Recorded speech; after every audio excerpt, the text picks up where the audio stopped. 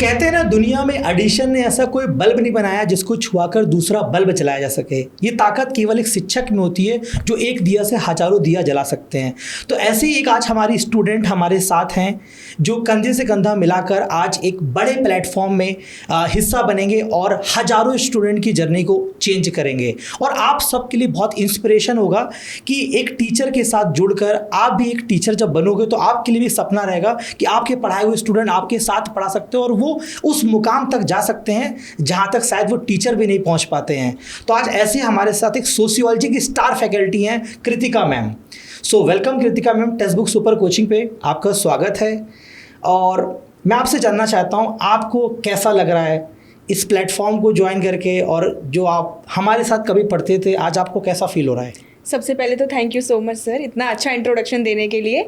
And दूसरी बात यह है कि जब भी हम किसी टीचर से पढ़ते हैं तो हम हमेशा सोचते हैं कि अगर हम टीचर बनेंगे तो इनकी तरह बनेंगे, लेकिन हम कभी भी ये नहीं सोचते कि हम इन्हीं के साथ जाके पढ़ाएंगे। तो ऐसा होता है कि जो सोचा नहीं था वो पूरा होने जा रहा है। अब कि मैं आपसे पढ़ी थी, जैसे कि मैथ्स तो मुझे कभी समझ नहीं आई, लेकिन मैथ्स मैंने जब पढ़ी थी आपसे पढ़ी, लेकिन कभी ये नहीं सोचा था कि मैं आपके साथ पढ़ाऊँगी। तो ये मुझे मौका मिला है, बहुत मैं ग्रेटफुल फील कर रही हूँ इस टाइम पे। ओके, जैसे आपका सब्जेक्ट सोशियोलॉजी है, बहुत ही सामाजिक सब्जेक्ट है, सोशल लाइफ से जुड़ा हुआ है। कैसे उसने आपकी लाइफ को चेंज करा? कैसे आपने सब्जेक्ट सोशियोलॉजी ही चूज़ किया? मार्केट में बहुत सारे सब्जेक्ट थे, 86 सब्जेक्ट में हमारा एग्जामिनेशन होता है, सोशियोलॉजी ने कैसे बदलाव डाला आप पे? सर सोशियोलॉजी सब्जेक्ट की मुलाकात मेरी जब हुई जब मैं सिविल सर्विसेज की तैयारी कर रही थी।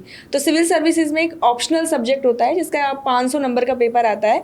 तो मेरे पास चॉइस थी कि मैं कौन सा सब्जेक्ट चूज़ करूं। तो वहाँ मुझे लगा कि चलो सोशियोलॉजी पढ़ते हैं, क्योंकि हमेशा से मैं एक रेबल चाइल्ड रही हूँ जो कास्ट सिस्टम के खिलाफ, जेंडर के खिलाफ ऐसे क्वेश्चन करती हूँ। तो मुझे लगा कि ये सब्जेक्ट ऐसी है जो मेरे विचारों से मेल खाती है।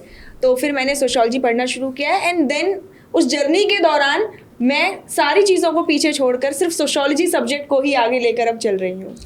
तो जब आपने जैसे सोशियोलॉजी सब्जेक्ट पढ़ रहे होंगे, बहुत सारी कुछ थ्योरीज या थिंकर्स आते होंगे, रियल लाइफ में क्या क्या आपको लगता है कि यार इस थ्योरी से हमें ये चेंज देखने को मिला? मतलब कैसे लाइफ के जब आप स्टूडेंट से आज टीचर की जर्नी पर आ रहे हो, उसने कैसे बदलाव डाला आपके, क्या इम्पैक्ट डाला?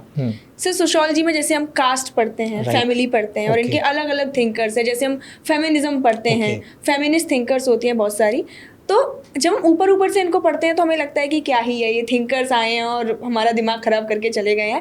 लेकिन जब इन डेप्थ हम पढ़ते हैं तो हमें पता चलता है कि वाकई जो थिंकर्स हैं इनका रियल लाइफ में बहुत ज़्यादा इंपॉर्टेंस है। ओके, अब बहुत सारे बच्चे मैं देखता हूँ सोशियोलॉजी के स्टूडेंट्स होते हैं या यूजीसी नेट स्टूडेंट्स की बात करें, वो पढ़ते तो बहुत ज़्यादा रहते हैं और एग्ज़ाम के टाइम उनको अचानक से डर लगने लगता है। और जैसा कि आपने खुद यूजीसी नेट एग्ज़ाम क्वालिफाई किया है, तो आपका क्या एक्सपीरियंस रहा कि भाई एग्ज़ाम पे का जो प्रेशर स्टूडेंट्स हैंडल नहीं कर पाते हैं, एग्ज़ाम में बहुत एंजाइटी फील करते हैं, कुछ लोगों को लगता है कि मैं एग्ज़ाम छोड़ दूं और वो लेट स्टार्ट करते हैं। तो आपने अपनी स्टूडेंट जर्नी से अपने यूजीसी नेट क्वालिफाई जर्नी कैसे करी? सर आप बिल्कुल सही बोल रहे हो कि पढ़ते तो सब हैं, लेकिन एग्ज़ाम टाइम पे वो 3 घंटे के अंदर कौन अच्छा परफॉर्म करेगा, उसके हिसाब से एग्ज़ाम निकलता है। अब यहाँ पे मुझे लगता है कि डर को भगाने के लिए प्रैक्टिस की बहुत ज़्यादा ज़रूरत होती है। और जब हम अपनी तैयारी से ज़्यादा रिजल्ट के बारे में सोचने लगते हैं तो हमें डर लगता है और हम किसी भी चीज़ को बहुत बड़ा मान लेते हैं कि ये एग्ज़ाम नहीं होगा तो लाइफ ख़राब हो जाएगी, फिर तो आगे कुछ भी नहीं हो पाएगा। तो वो चीज़ें हमें ट्रिगर करने लगती हैं। तो एग्ज़ाम को हमें एग्ज़ाम की तरह लेना चाहिए और ज़िंदगी में बहुत सारे मौके होते हैं हमारे पास, एक रास्ता बंद होता है तो कोई और खुल जाता है।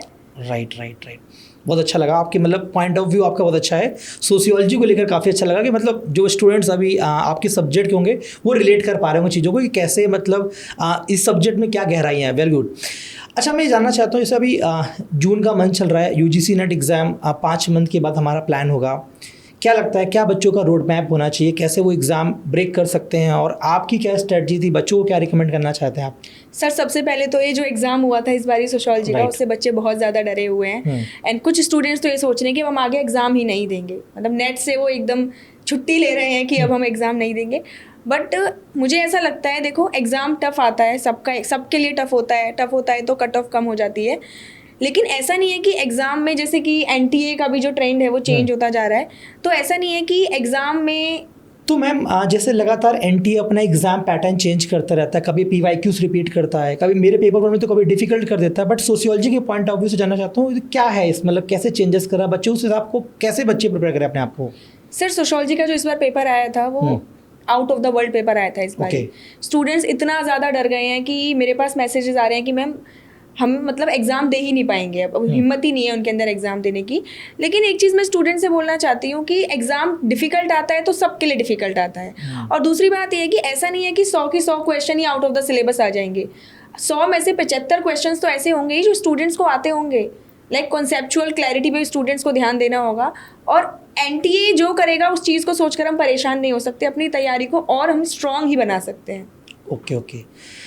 अच्छा, मैं एक सवाल जानना चाहता हूँ कि जब भी मैं स्टूडेंट्स को क्लास में पढ़ाता हूँ पेपर 1, तो देखता हूँ 70 to 80% स्टूडेंट्स हमारी गर्ल्स रहती हैं, और आप सोशियोलॉजी पढ़ाते हो, तो मतलब गर्ल्स के चैलेंजेस क्या होते हैं? मैं थोड़ा इस पॉइंट को समझना चाहता हूँ। बहुत सारे गर्ल्स अपनी अलग अलग प्रॉब्लम बताती हैं, कभी शादी की प्रॉब्लम होती है, कभी कैरियर को लेकर होती है, फिनेंशियल प्रॉब्लम होती है। आपको क्या लगता है कि वो इन प्रॉब्लम को कैसे फेस करें और कैसे एग्ज़ाम आपकी तरह क्वालिफाई कर पाएँ वो?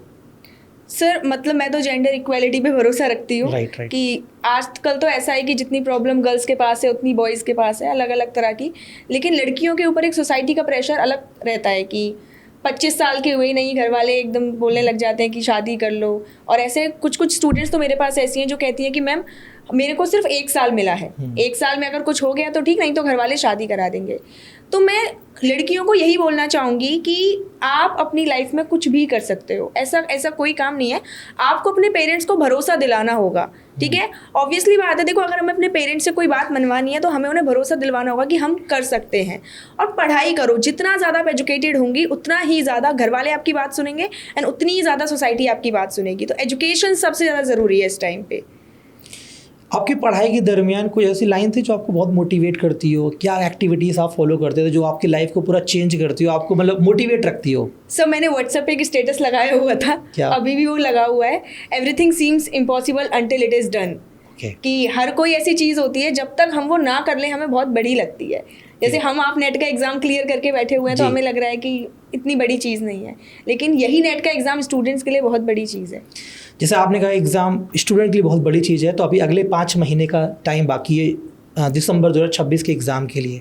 क्या रोड मैप बच्चे फॉलो करें और आप क्या ऐसा सोशियोलॉजी में करने वाले, क्योंकि आप टेक्स्ट बुक पे फैमिली का नया पार्ट है, बड़ा जिम्मेदारी आपके ऊपर है, और मुझे पता है आप बखूबी ये जिम्मेदारी अच्छे से निभाएंगे।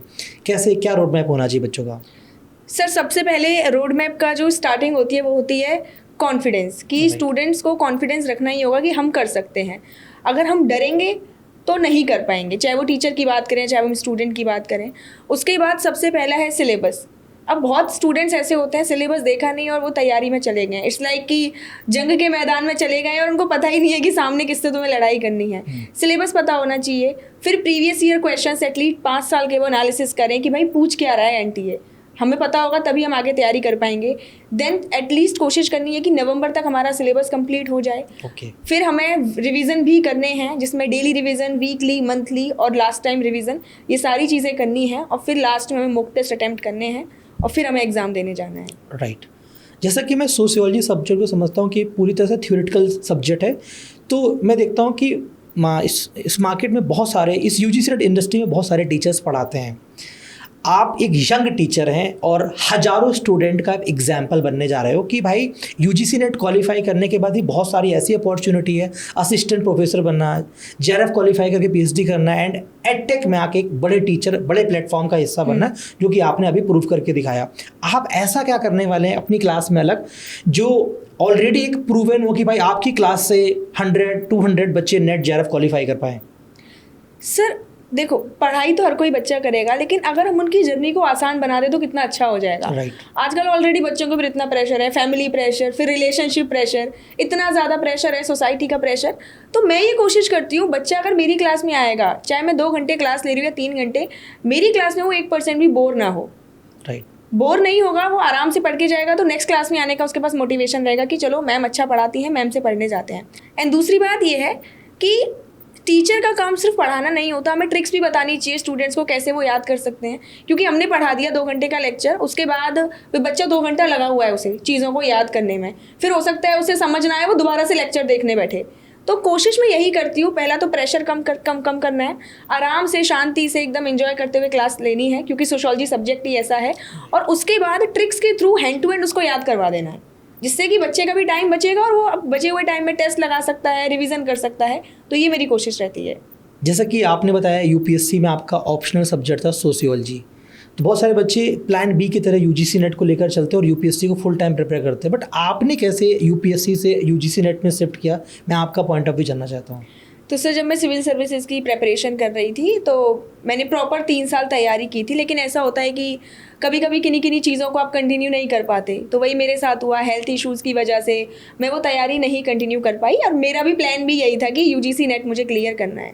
लेकिन वही है कि यूजीसी नेट एक ऐसा एग्ज़ाम है जिसको आप प्लान बी की तरह नहीं ले सकते आज के टाइम में, तो आपको प्लान ए की तरह उसकी तैयारी करनी होगी। तो मैंने सोचा कि मैं यूपीएससी की तैयारी को थोड़ा सा पॉज कर देती हूँ और मैं साथ में नेट की तैयारी करती हूँ। फिर मेरा नेट क्लियर हो गया, नेट क्लियर होने के बाद फिर मेरा गेट क्लियर हो गया एंड देन मेरी एडटेक में एंट्री हुई। तो एक दरवाज़ा बंद हुआ तो बाकी कई सारे दरवाजे खुल गए। राइट। अब मैम बहुत सारे बच्चे सोशियोलॉजी में लगातार नेट क्वालिफाई करते हैं बट उनको अपॉर्चुनिटी नहीं समझ में आती है, तो क्या करियर स्कोप है इस सब्जेक्ट को लेकर? सर करियर स्कोप की अगर मैं बात करूं तो किसी भी सब्जेक्ट में अगर आप बहुत अच्छा करते हैं तो स्कोप अपने आप बन जाता है। राइट। अगर आप ऊपर ऊपर से सब्जेक्ट को पढ़ रहे हो तो कभी भी आप कुछ नहीं कर पाओगे। तो सबसे पहले तो आप स्टूडेंट्स नेट क्लियर कर सकते हैं, उसके बाद अलग अलग जैसे एमपी सेट है, हरियाणा का सेट है, राजस्थान सेट है, इन एग्जाम्स को क्लियर करके गवर्नमेंट सर्विसेज में जा सकते हैं। उसके बाद कुछ स्टूडेंट्स ऐसे हैं जिनको कॉर्पोरेट में जाना है, तो आजकल जो एचआर की जो जॉब्स होती हैं वहाँ पे एचआर वो होते हैं जिनको लोगों को समझना आता है, और सोशियोलॉजी के स्टूडेंट्स सबसे ज़्यादा अच्छे से लोगों को समझ सकते हैं। फिर मैं बात करूँ एनजीओज में जा सकते हैं, उसके बाद कॉर्पोरेट सोशल रिस्पॉन्सिबिलिटीज़ में भी जॉब्स के ऑप्शन होते हैं। देन पब्लिक पॉलिसी मेकिंग में जा सकते हैं स्टूडेंट्स, और उसके बाद वो पीएचडी कर सकते हैं, पोस्ट डॉक्टरल डिग्री लेके वो पढ़ाई कर सकते हैं। और इंडिया में नहीं, वो फॉरेन कंट्री में भी काफ़ी सारी अपॉर्चुनिटीज़ होती हैं सोशियोलॉजी को लेकर। Great ma'am, great. तो मुझे लगता है स्टूडेंट्स को काफ़ी हेल्प मिलेगा इसको समझकर। एक बहुत बड़ा सवाल आता है, मेरी क्लास में आता है और आजकल बहुत ट्रेंडिंग सवाल है, ये इंग्लिश और हिंदी को लेकर बड़े लैंग्वेज बैरियर बहुत ज़्यादा बनता है, और सोशियोलॉजी जैसे सब्जेक्ट में बच्चों को किस लैंग्वेज की तरफ जाना चाहिए? जैसे कि आप अपनी क्लास में मान लीजिए बाइलिंगुअल पढ़ा रहे होते हैं, पर बच्चों का बहुत सारे बच्चे इंग्लिश के हैं, बहुत सारे बच्चे हिंदी, तो मैं चाहता हूँ सोशियोलॉजी पॉइंट ऑफ व्यू से किस लैंग्वेज की तरफ उन्हें होल्ड करना चाहिए ताकि उनको करियर स्कोप में प्रॉब्लम ना आए? सर नॉलेज की कोई भाषा नहीं होती। राइट। ये जो भाषा है तो एक माध्यम है, this is just a way of communication. कुछ लोग हैं जो इंग्लिश में अच्छे हैं, कुछ हैं हिंदी में अच्छे हैं, कुछ हैं जो मराठी बोलते हैं। तो नॉलेज का भाषा से कोई लेना देना नहीं है, जिसको जो कंफर्टेबल लगे उसमें वो जाए। लेकिन भाई अगर आपको हिंदी से पढ़ना है तो अच्छे से पढ़ो, इंग्लिश में पढ़ना है तो अच्छे से पढ़ो। Language is not the problem. तो बच्चों कैसा लगा आपको सोशियोलॉजी का ये नई स्टार फैकल्टी? सो क्या लगा आपको, क्या फीडबैक है? बट आपको एक बात और बताऊं, सिर्फ मैम ही नहीं है, ऐसे बहुत सारे स्टूडेंट्स हैं जो आज टीचर बनकर एडटेक में हजारों स्टूडेंट के सपने पूरे कर रहे हैं। अगर मैं टेक्स्ट बुक की बात करूं, गौरव सर फिजिकल एजुकेशन पढ़ाते हैं, Damini ma'am library information and science पढ़ते हैं, और ऐसे बहुत सारे स्टूडेंट्स जो आज यंग टीचर बन के काफ़ी अच्छा कर रहे हैं, और मुझे बहुत प्राउड फील होता है कि हमारे स्टूडेंट काफ़ी अच्छा कर रहे हैं, और मुझे बहुत ही मोटिवेट भी करता है। और बस मैं ये कहना चाहूँगा आपके लिए एक बेस्ट कॉम्बिनेशन है, क्योंकि यूजीसी नेट एग्जाम क्वालिफाई करने के लिए बच्चों पेपर 1 एंड पेपर 2 को बैलेंस करके चलना होता है। अगले 5 महीने अगर आपने अपने आप को स्ट्रक्चर्ड तरीके से पढ़ा तो मैं गारंटी कर सकता हूं कि जो टेक्स्ट बुक का एम है 2500 प्लस जेआरएफ का इस बार, वो हम अचीव कर पाएंगे। पेपर 1 की तो पूरी रिस्पॉन्सिबिलिटी मेरे पास है ही है, अब पेपर 2 की होल रिस्पॉन्सिबिलिटी मैं कृतिका मैम को दे रहा हूँ। टेक्स्ट बुक के जितने भी यूजर्स हैं, आप एक बार सेशन ज्वाइन करेंगे, आपको लिटरली सोशियोलॉजी से प्यार हो जाएगा, मैं आपको ये बता सकता हूँ। Over to you ma'am. Sir मैं भी यही बता सकती हूँ कि अगर स्टूडेंट सेशन ज्वाइन करेंगे, इस सब्जेक्ट से उनको प्यार है तो ये प्यार और ज़्यादा बढ़ जाएगा, और नहीं है तो प्यार हो जाएगा, इसकी गारंटी मैं देती हूँ। बाकी स्टूडेंट्स की मेहनत है और हमारी मेहनत है, दोनों मिलकर मेहनत करेंगे तो हम कुछ भी कर सकते हैं। सो डियर स्टूडेंट्स, अगर आप तैयारी कर रहे हैं यूजीसी नेट दिसंबर 2026 की, एंड एग्जाम क्लियर करना चाहते हैं और बहुत ही मज़े से तैयारी करना चाहते हैं, सारे कॉन्सेप्ट्स को समझना चाहते हैं, तो जुड़ना है आपको यूजीसी नेट टेक्स्ट बुक पर मेरे साथ। ऐप आप डाउनलोड करेंगे, साथ ही साथ चैनल को सब्सक्राइब करेंगे, सारा सोशियोलॉजी का कंटेंट आपको यहीं मिलेगा। Thank you.